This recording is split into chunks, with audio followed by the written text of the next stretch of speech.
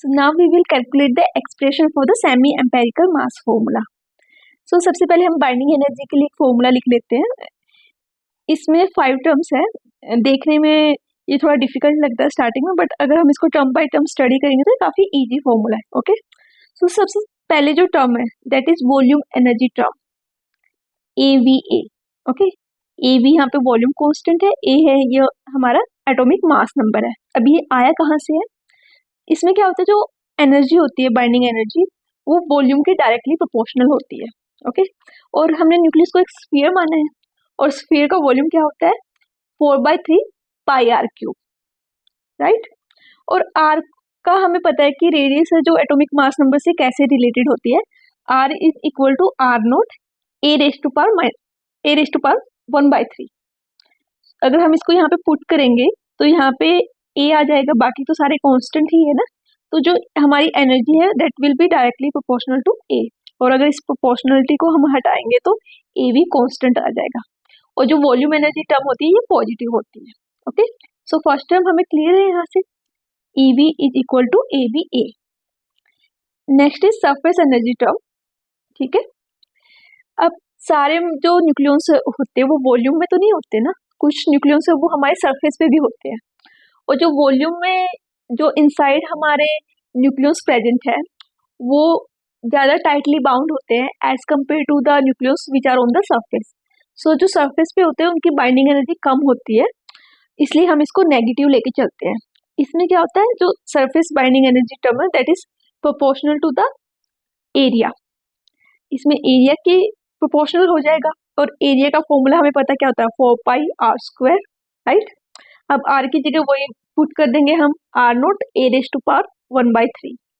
तो यहाँ से हमारा आ जाएगा जो सरफेस एनर्जी टर्म है that is proportional to A raise to power 2/3. अब ये बाइंडिंग एनर्जी कम होती है तो इसको हम नेगेटिव लेके चलते हैं. So ES is equal to -AS A raise to power 2/3. Second term भी हमें क्लियर होगी. First volume energy term, second is surface energy term. अब थर्ड क्या है, कूलम एनर्जी टर्म. ये किस लिए होती है, जो प्रोटॉन्स होते हैं हमारे प्रोटॉन्स के बीच में कूलम्बिक रिपल्सन होगी जो कि बाइंडिंग एनर्जी को डिक्रीज करेगा. सो ये फैक्टर भी हम नेगेटिव में लेके चलेंगे. ओके, सबसे पहले हमें फॉर्मूला पता होना चाहिए एनर्जी का क्या है, दैट इज E²/4πε0r. तो ये जो एनर्जी है that is inversely proportional to 1/r. Okay, R को हम यहाँ पे वही पुट करेंगे R naught into A raised पर 1/3. तो ए 1/3 आ जाएगा नीचे. जेड, अब टोटल पेयर्स कितने बनेंगे एक न्यूक्लियस के अंदर जो प्रोटॉन्स के हैं वो बनेंगे हमारे जेड इंटू Z-1/2. 2 कांस्टेंट है तो वो हमने AC में ही ले लिया. AC यहाँ पे क्या है, जो कूलम एनर्जी टर्म है उसका कांस्टेंट है, और इसको हम नेगेटिव लिया बिकॉज इससे भी हमारी जो बाइंडिंग एनर्जी है वो डिक्रीज हो जाती है. ओके, सो ये क्लियर है कि A 1/3 कहाँ से आया, आर के इनवर्सली प्रोपोर्शनल, तो R is equal to R naught A raised पर 1/3.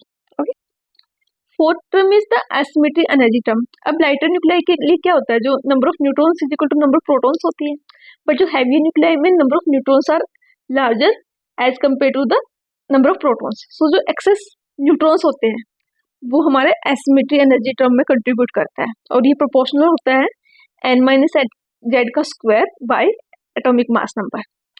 अब n की जगह हम क्या लिख सकते हैं, A-Z. A है जो total mass number minus number of protons. So हमारा फॉर्मूला आ जाएगा ये. इसको भी हम नेगेटिव लेके चलते हैं. Okay, last is the pairing energy term. अब किसी न्यूक्लियस में अगर दोनों न्यूट्रॉन्स और प्रोटॉन्स इवन है वो सबसे ज्यादा स्टेबल होगा, और अगर दोनों में ओड है, प्रोटॉन्स भी ओड है और न्यूट्रॉन्स भी ओड है, तो वो सबसे कम स्टेबल होगा. और किसी में अगर एक चीज इवन है और दूसरी ओड है तो वो इंटरमीडिएट स्टेबिलिटी होगी उनकी, दोनों के बीच में उनका जो स्टेबिलिटी वेरी करेगा. इसके लिए जो फॉर्मूला है that is this, EP is inversely proportional to A raised power 3/4. और जो डेल्टा P है कांस्टेंट होता है, इसकी वैल्यू अगर इवन न्यूक्लियाई है उसके लिए 34 लेके चलते हैं, और अगर ओड है तो उसके लिए 35, और अगर एक इवन और एक ओड है तो उसके लिए 0 हो जाता है. ठीक है, सो अभी हमें जो पांचों एनर्जी टर्म है वो क्लियर है. इसको हम एक फॉर्मूला की टर्म में लिख लिया.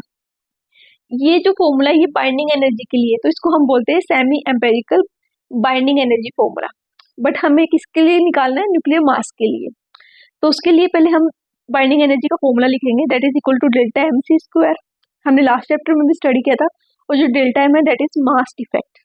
मास डिफेक्ट क्यों होता है कि जो टोटल न्यूक्लियस होते हैं उनका मास ज़्यादा होता है as compared to the mass of the nucleus, और उनके डिफरेंस को हम बोलते हैं मास डिफेक्ट।